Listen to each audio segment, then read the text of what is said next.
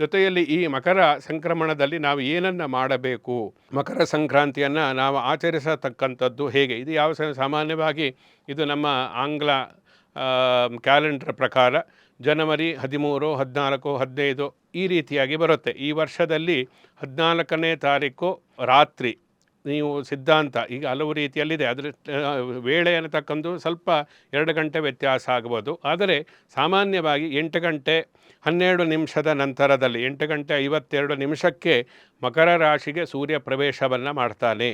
ಆ ನಂತರದಲ್ಲಿ ಆ ಸಮಯದಲ್ಲಿ ರಾತ್ರಿ ಆಗಿರೋದ್ರಿಂದ ಮಕರ ಸಂಕ್ರಾಂತಿಯ ಆಚರಣೆ ಮಾಡುವುದಕ್ಕೆ ಶಾಸ್ತ್ರದಲ್ಲಿ ಅನುಮತಿ ಇಲ್ಲದೇ ಇರುವುದರಿಂದ 15ನೇ ತಾರೀಕು 12 ಗಂಟೆ 52 ನಿಮಿಷದವರೆಗೂ ಕೂಡ ಆ ಸಂಕ್ರಾಂತಿಯ ವ್ಯಾಪ್ತಿ ಇರುವುದರಿಂದ ಸಂಕ್ರಾಂತಿ ಹಬ್ಬ ಅಂತ ಆಚರಣೆಯನ್ನು ಮಾಡಬೇಕಾದರೆ ಜನವರಿ 15ನೇ ತಾರೀಕೆ ನಾವು ಅದನ್ನು ಆಚರಣೆಯನ್ನು ಮಾಡಬೇಕಾಗುತ್ತೆ. ಇದು ವಾಕ್ಯ ಮತ್ತು ಸಿದ್ಧಾಂತ ಅನ್ನತಕ್ಕಂಥದ್ದು 2 ರೀತಿಯಲ್ಲಿರುತ್ತೆ.